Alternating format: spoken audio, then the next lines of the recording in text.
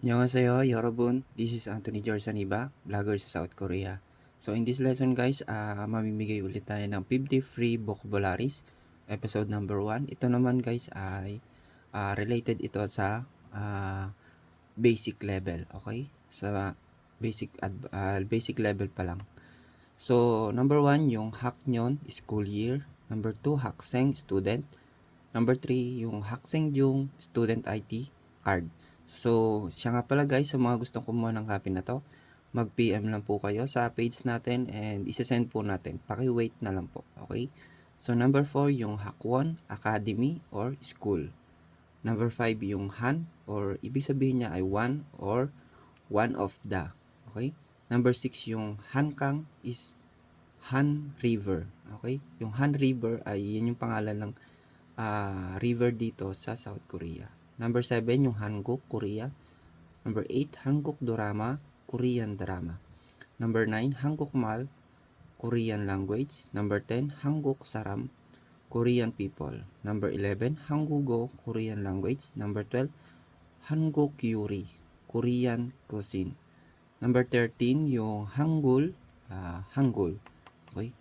Number 14, Hanbon, Hanbon once. Okay? Isang beses lang. Number 15, yung Hanbok Korean traditional clothes. Number 16, yung Hansik Korean cuisine. Number 17, yung Hanja Chinese character.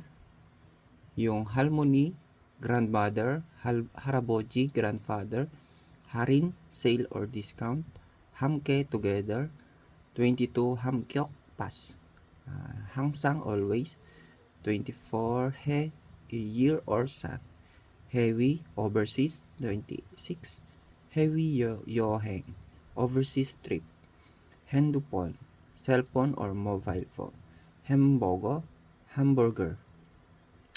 29 yung headbeat, sunshine or sunlight, 30 hembuk, happy or happiness, hembukada to be happy, hengsa event, hori waist or hip.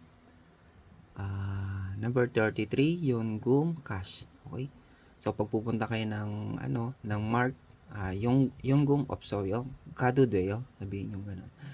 34, yung Je, New, or Now or Current. 35, yung Young Brother or Kuya kapag ang lalaki ang nakakabata. Okay? Halimbawa, ako, yung ang tawag ko sa kuya sa lalaki na matanda sa akin. Okay? Number 36, Yonim. Yung name is Big Brother. Honorific form kapag may kasamang name. 37, yung Ho, no. 38, Hurangi, Tiger. 39, Huju, Australia. 40, Hotel. Honja. 41, Alone, mag-isa. Hwa, anger. Waga, artist, painter. 44, Wanada, angry. 45, Waneda, get angry. 46, Wayuil, Tuesday. 47, Wajang Shil, restroom or toilet or laboratory. Number 48, yung Wajang Foam, cosmetics. 49, yung Wajang Hada, to make up. Okay? So, yun yung mga list ng free vocabularies natin. I hope ma-familiarize natin to. Basahin natin araw-araw, isulat natin para mapabilis yung pagme-memorize natin ng vocabularies. So hanggang dyan lang guys. Maraming salamat sa panonood. Thank you and God bless.